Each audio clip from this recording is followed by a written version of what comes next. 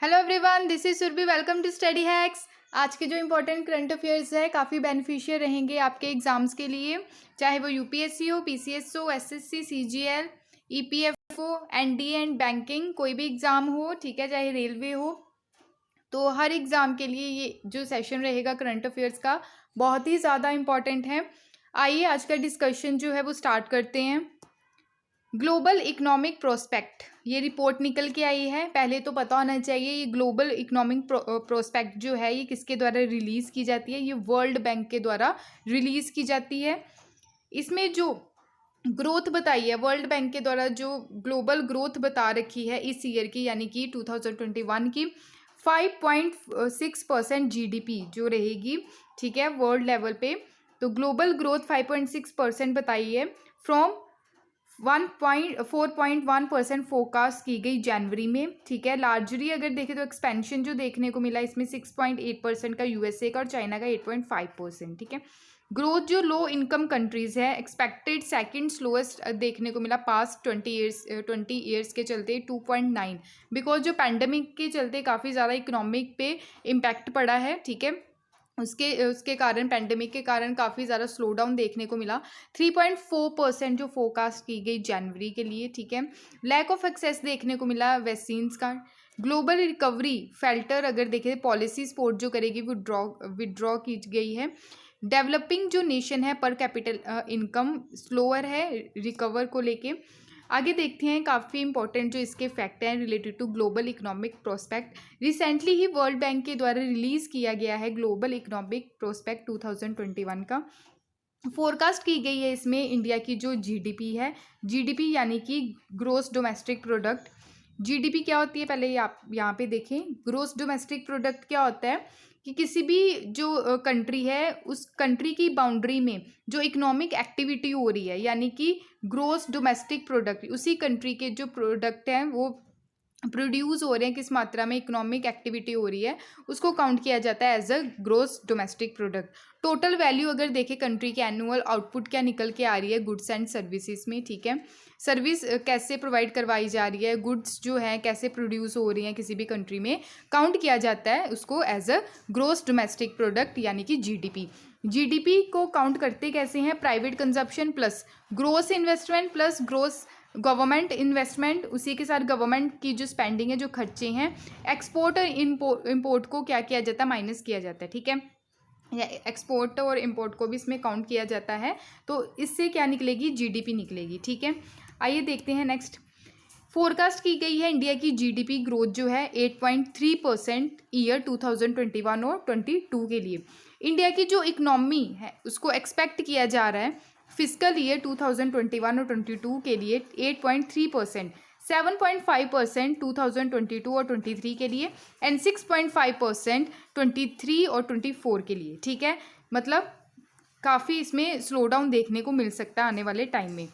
World economy जो है वो एक्सपेक्ट की जा रही है कि एक्सपैंड होगी 5.6%। फास्टेस्ट जो पोस्ट रिसेशन ग्रोथ रेट देखने को मिला है इस वक्त 8 ईयर्स के बाद पोस्ट रिसेशन ग्रोथ देखने को मिला है। रिसेशन का मतलब क्या होता है यहाँ पे देखिए। रिसेशन क्या होता है? जैसे मैक्रो इकोनॉमिक है, ठीक है, रेफर किया जाता है रिसेशन में स्लो डाउन देखने को मिलते हैं, मैसिव कंट्रैक्शन देखने को मिलता है कहाँ पे? इकोनॉमिक एक्टिविटीज़ में एक पर्टिकुलर लॉन्ग पीरियड के लिए, ठीक है। उसी के साथ होता है एक डिप्रेशन। डिप्रेशन क्या रहता है? लॉन्ग लास्टिंग पीरियड के लिए नेगेटिव इम्पैक्ट देखने को मिलता है किसी भी कंट्री की इकोनॉमी ग्रोथ पे, ठीक है। आउटपुट जो रहता है उसका इकोनॉमी का फॉलिंग होता है लीस्ट 12 मंथ के लिए। जो जीडीपी फॉल करती है 10% करती है, जो सीवियर और प्रोलोंग रिसेशन देखने को मिलता है उसको बोलते हैं डिप्रेशन, ठीक है। आई होप आपको ये टर्म्स जो हैं वो क्लियर हुई होंगी। नेक्स्ट चलते हैं। ग्लोबल जो आउटपुट है स्टिल 2% है बिलो जो प्री पैंडमिक के चलते देखने को मिला, ठीक है। काफ़ी ज़्यादा पैंडमिक के चलते इम्पैक्ट पड़ा अलग अलग कंट्रीज़ के ऊपर। प्रोजेक्टेड जो ग्रोथ है कंपेयर की जा रही है वो, यानी कि वर्स्ट कॉन्ट्रैक्शन देखने को मिला।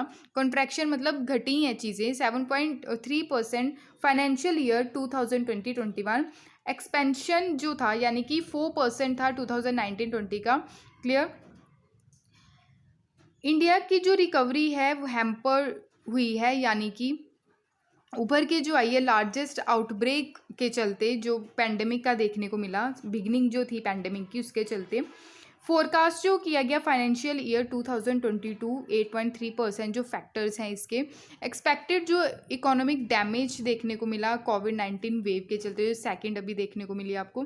ग्रोथ जो है वो एक्सपेक्ट की जा रही है 7.5%, जो रिजल्ट देखने को मिले पैंडेमिक जो था काफ़ी इफेक्ट पड़ा उसका फाइनेंशियल पोजीशन पर, यानी कि जैसे हाउस होल्ड हो गया, कंपनीज होगी, बैंक्स हो गए, ठीक है। Low level consumer confidence, uncertainty देखने को मिली जॉब्स में, इनकम्स में, ठीक है। इसके चलते कई लोगों की जॉब्स भी गई, ठीक है। तो इनकम जो है, इनकम अगर मिल भी रही है तो वो वेजेस जो मिल रहे हैं वो काफ़ी कम मिल रहे हैं, जो पहले मिलते थे उससे काफ़ी कम मिल रहे हैं।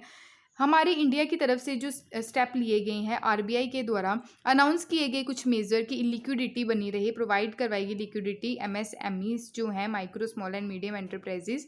रेगुलेटरी रिक्वायरमेंट यानी कि रिक्वायरमेंट थी ताकि नॉन परफॉर्मिंग जो एसेट्स रहते हैं, ठीक है, वो कम किए जा सकें, ठीक है। जैसे विजय माल्या, मेहुल चोकसी हो गए, ठीक है, जो बैंक से लोन तो लेते हैं पर वापस नहीं करते, उनको नॉन परफॉर्मिंग एसेट्स डिक्लेयर कर दिया जाता है बैंक के द्वारा। इन सबको कैसे रेगुलेट करना है इन सब चीज़ों को, तो आरबीआई के द्वारा ये इंपॉर्टेंट स्टेप्स लिए गए, ठीक है। आई होप आपको ये क्लियर हुआ होगा। नेक्स्ट चलते हैं, कुछ मेजर रिपोर्ट्स हैं जो वर्ल्ड बैंक के द्वारा रिलीज़ की जाती है। एक तो है ease of doing business report, काफ़ी ज़्यादा इंपॉर्टेंट है। Human capital index, world development report, migration and development brief, global economic prospect, ये कुछ इंडेक्सेस हैं जो वर्ल्ड बैंक के द्वारा रिलीज़ किए जाते हैं। प्लीज़ इसका ध्यान रखिएगा, मैचिंग के लिए आ जाती हैं चीज़ें, ठीक है। वर्ल्ड बैंक जो है ये इंटरनेशनल फाइनेंशियल इंस्टीट्यूट है, ठीक है, बहुत बार रिवाइज करवा दिया है। प्रेसिडेंट जो है इसके डेविड मालपास है, हेडक्वार्टर इसके वाशिंगटन डीसी यूएसए में। Parent organisation World Bank Group, found इसको किया गया जुलाई 1944, ठीक है। फाउंडर्स इसके John Maynard Keynes and Harry Dexter White, clear. Next है, काफ़ी इंपॉर्टेंट है, डिफेंस से रिलेटेड न्यूज़ है, ठीक है। Women officers in military, 2 women officers हैं, उनको सिलेक्ट किया गया है as a helicopter pilot training के लिए। फर्स्ट टाइम ऐसा आर्मी में देखने को मिला है, आर्मी एविएशन कॉर्प्स में, ठीक है। विल ज्वाइन करेंगी ये फ्लाइंग ड्यूटी, अपनी फ्लाइंग ड्यूटी को ज्वाइन करेंगी। पहले आप देख सकते हैं ग्राउंड लेवल पे ही आपको चीज़ें देखने को मिलती थी कि वुमेन्स की जो ड्यूटी रहती थी ओनली ग्राउंड लेवल पे थी, बट अब जो है इनको फ्लाइंग ड्यूटी भी दी जाएगी, ठीक है। वुमेन्स को ओनली 2 वुमेन ऑफिसर्स को इसमें सिलेक्ट किया गया है। इसकी ट्रेनिंग जो होगी जुलाई 2022 में देखने को मिलेगी। अभी तक जो वुमेन्स थी उनको ग्राउंड ड्यूटीज़ के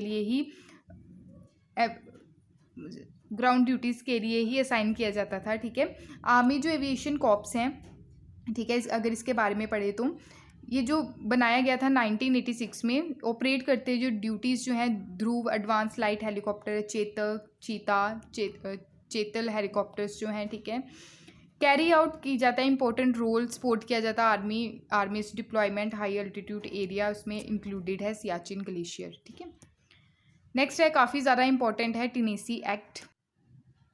टेनेसी एक्ट का मतलब यानी कि जैसे आप कोई रूम रेंट पे ले रहे हैं या आपने किसी पर्सन को रूम रेंट पे देना है, उससे रिलेटेड कुछ प्रोविजंस लाए गए हैं, ठीक है, गवर्नमेंट की तरफ से, बहुत ही ज़्यादा इंपॉर्टेंट है, ठीक है। आइए देखते हैं इसके बारे में। Model tenancy act, tenancy tenant जिसको बोलते हैं हम किराएदार, क्लियर। ये इंपॉर्टेंट टॉपिक है रिलेटेड टू जो अपना घर रेंट पे देते हैं, ठीक है, अगर रेंट पे ले रहे हैं। गवर्नमेंट के द्वारा अभी इसको अप्रूवल दे दिया गया है। जो रूल्स हैं इसको फॉलो करना है ताकि कोई प्रॉब्लम्स ना देखने को मिले जिसको घर रेंट पे देना है या जिसने घर अपना किराए पे लेना है या किराए पे देना है, ठीक है। इसका जो ड्राफ्ट है वो रेडी किया गया था, ठीक है, ministry of housing and urban affair ministry के द्वारा 2019 में। अब जो इसको एक्ट बना दिया गया है ताकि चीज़ें जो हैं इसको प्रॉपर तरीके से इम्प्लीमेंट किया जा सके। प्रोविज़न्स अगर देखें तो देखो सोसाइटी में कई सारी चीज़ें देखने को मिलती हैं, ठीक है, डिस्प्यूट देखने को मिलते हैं। अगर कोई कमरा या कोई घर कोई पर्सन किसी को किराए पे दे दे, रेंट पे दे दे, अगर काफ़ी साल हो गए उसको रहते हुए, तो कई बार वो जो किराएदार है वो मकान जो खाली भी नहीं करते, डिस्प्यूट कॉन्फ्लिक्ट देखने को मिलते हैं, केसेस जो चले जाते हैं कोर्ट में, ठीक है, बहुत ज़्यादा टाइम तक वो केसेस पेंडिंग पड़े रहते हैं। ये सब चीज़ों से छुटकारा पाने के लिए तो ये रूल्स लाए गए हैं गवर्नमेंट की तरफ से जो इम्प्लीमेंट किए जा रहे हैं, ठीक है। प्रोविज़न जो है फर्स्ट अगर आप देख सकते हैं, अगर आप घर किराए पे लेते हैं या रेंट पर देते हैं तो रिटर्न एग्रीमेंट होगा, ठीक है, किराएदार और मकान मालिक के बीच में, ठीक है, ऑनर और टेनेंट। इस्टेब्लिशमेंट की जाएगी जो इंडिपेंडेंट अथॉरिटी है, यानी कि एवरी स्टेट में और यूनिट टेरिटरी में। रजिस्ट्रेशन किया जाएगा, यानी कि रजिस्ट्री की जाएगी। टेनेंसी एग्रीमेंट जो किया है उस पर निगरानी रखी जाएगी, ठीक है। साथ ही साथ क्या होगा, एक सेपरेट कोड भी इस्टेब्लिश किया जाएगा, ठीक है, टेनेंसी रिलेटेड डिस्प्यूट जो कॉन्फ्लिक्ट देखने को मिलते हैं मकान मालिक और किराएदार के बीच में, ताकि जो डिस्प्यूट है जल्द से जल्द रिसॉल्व किए जा सकें, ताकि ये सब चीज़ें जो हैं एक्सटेंड ना हो, ठीक है, केसेस जो हैं कोर्ट में पेंडिंग ना पड़े रहें। क्लियर। नेक्स्ट काफ़ी इंपॉर्टेंट चीज़ है, ये आप ध्यान में रखिएगा। अगर आप रेंट पर किसी को रूम देते हैं या फिर रेंट पर लेते हैं तो मैक्सिमम जो मंथ है, ठीक है, मैक्सिमम 2 मंथ्स के लिए वो क्या कर सकता है, सिक्योरिटी डिपॉजिट आप जमा करवा सकते हैं, या किसी से सिक्योरिटी डिपॉजिट ओनली 2 मंथ्स का ही लेंगे आप, ठीक है, काफ़ी इंपॉर्टेंट है। मैक्सिमम 6 मंथ के लिए जो नॉन रेजिडेंशियल पर्पस के लिए, यानी कि कोई आपने कंपनी वगैरह सेटअप करनी है, मैक्सिमम 6 मंथ के लिए आप डिपॉजिट जो है सिक्योरिटी डिपॉजिट जमा करवाएंगे, ठीक है, ये काफ़ी इंपॉर्टेंट है। इससे ज़्यादा अगर कोई ले रहा है आपसे सिक्योरिटी तो वो कानून के खिलाफ रहेगा, क्लियर, लॉ के अगेंस्ट रहेंगी वो चीज़ें। एक और इम्पॉर्टेंट चीज़ है यहाँ पे, landlord will be responsible for activities like structural repairs. इसमें क्या होगा, जैसे आपने रेंट पे कोई मकान लेना है, कोई रूम लेना है, ठीक है, इस चीज़ में क्या रहेगा, रेंट पे लेने से पहले जो मकान मालिक है वो चीज़ों को रिपेयर करके आपको देगा, ठीक है, जैसे रूफ़ है, छत है, जो उसकी रिपेयरिंग, डोर की रिपेयरिंग, विंडोज़ की रिपेयरिंग, ठीक है, तो ये क्या है, मकान मालिक आपको पहले से रिपेयर करके देगा। उसके बाद जो डैमेज होंगी चीज़ें, यानी कि मकान मालिक ने आपको क्या दे दिया, रूम दे दिया, ठीक है, या कोई भी हाउस है वो आपको रेंट पे दे दिया, उसके बाद जो चीज़ों के डैमेज होगा उसको रिपेयर करवाने का जो जिम्मेदारी रहेगी वो आप लोगों की रहेगी, ठीक है। तो वो कौन रिस्पॉन्सिबल होगा, वो टेनेंट रिस्पॉन्सिबल होगा। जैसे ड्रेन क्लीनिंग, ठीक है, जो नालियाँ वगैरह रहती हैं जहाँ से पानी का सिस्टम जाता है घर से बाहर, ठीक है, उसकी क्लीनिंग वो रिस्पॉन्सिबल टेनेंट यानी किराएदार रहेगा। स्विच का रिपेयर जो रहेगा, किचन फिक्सर जो रिपेयर्स हैं रिप्लेस करना है, गिलास पैनल जो विंडोज़ टूट चुकी हैं, ठीक है, उसकी रिपेयर की रिस्पॉन्सिबिलिटी भी किराएदार की रहेगी। डोर का मेंटेनेंस, गार्डन का, ओपन स्पेस जो है, या अमंग अदर्स। लैंड ऑनर जो है ये भी काफ़ी इंपॉर्टेंट पॉइंट है। अगर कोई रिपेयरिंग करवानी है या फ़ैन वगैरह ख़राब हो चुका है तो जो लैंड ऑनर है वो आपको 24 आवर पहले नोटिस देगा कि हाँ भाई हमने ये चीज़ें रिपेयर करवानी है, रिप्लेस करनी है चीज़ें, तो 24 आवर पहले वो आपको नोटिस देगा। ये नहीं है कि आपकी प्राइवेसी का हनन करेगा कि किसी भी टाइम आके आपको डिस्टर्ब करना स्टार्ट कर दे, ऐसी चीज़ें नहीं होंगी, ठीक है। तो लैंडलॉर्ड जो है वो फुलफ़िल करेगा सारी कंडीशंस जो है रेंट एग्रीमेंट से रिलेटेड जो नोटिस में मेंशन होंगी, ठीक है। आई होप आपको ये क्लियर हुआ होगा।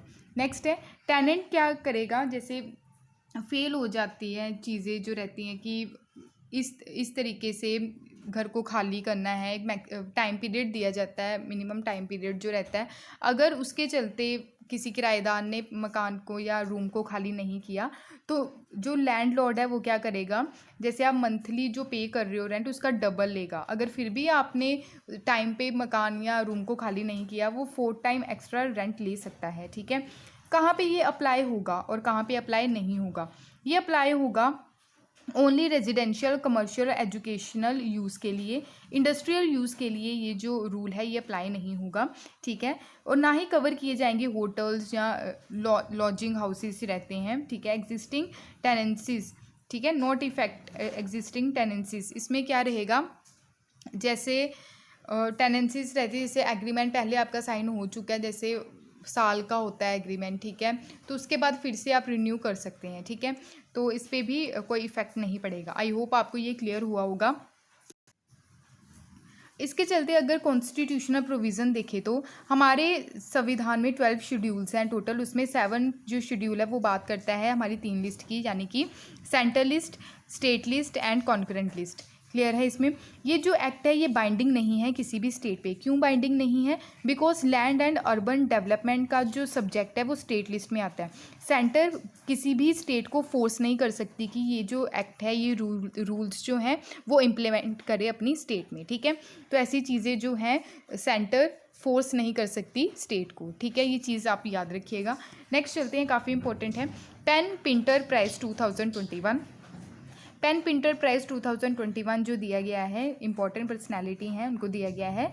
तीस्ती दिगंबंगा, ठीक है, काफ़ी टफ सा नाम है, दंगर भंगा बुक शॉर्टलिस्ट की गई है जी, जिम्बाब्वियन राइटर हैं, ठीक है, इनको ये अवार्ड से नवाजा गया है, ठीक है। और इनको अरेस्ट किया गया था लास्ट ईयर इन हरारे, ये प्रोटेस्ट कर रही थी अगेंस्ट करप्शन के अगेंस्ट ये प्रोटेस्ट कर रही थी, तो इनको अवार्ड दिया गया है, इसी के चलते इन्होंने काफ़ी एफर्ट्स लगाए, पेन पिंटर प्राइज़ दिया गया है, ठीक है। Ability to capture and communicate vital truth even amidst time of upheaval, ठीक है, इनकी जो बुक थी उसके लिए।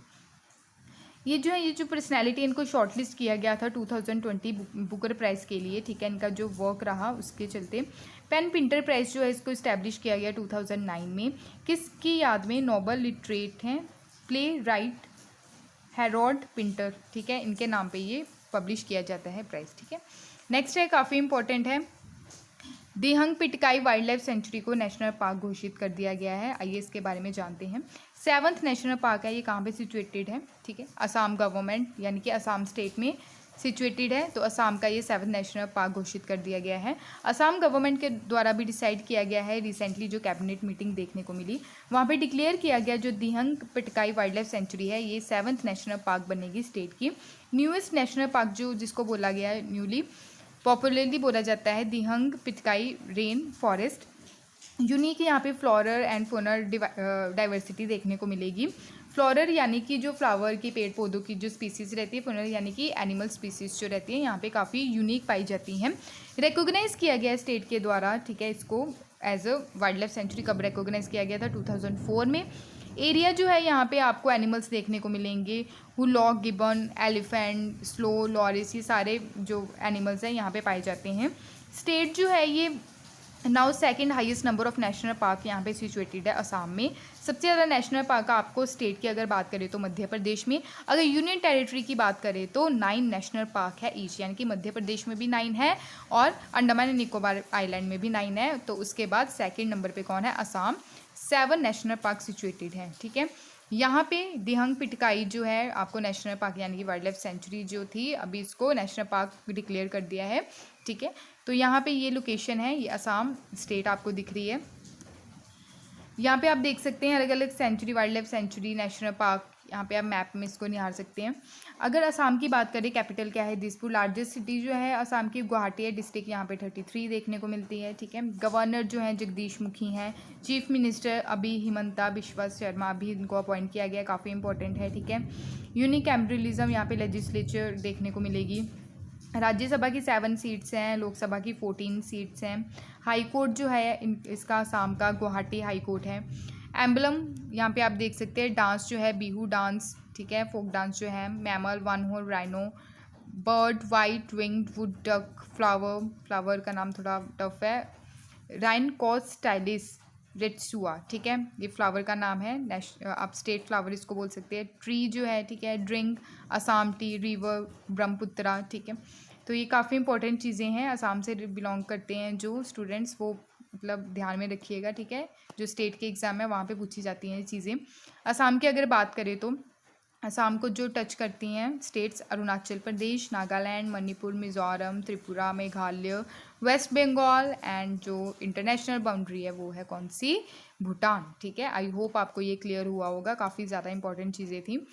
ये थे आज के इंपॉर्टेंट करंट अफेयर्स, बहुत ही ज़्यादा इंपॉर्टेंट टॉपिक्स थे। आई होप आपको सारे समझ में आए होंगे। फिर भी अगर कोई डाउट हो इस लेक्चर से रिगार्डिंग तो आप प्लीज़ कमेंट बॉक्स में अपने डाउट्स को ज़रूर शेयर कीजिएगा। इस लेक्चर की PDF आपको टेलीग्राम चैनल पे मिल जाएगी।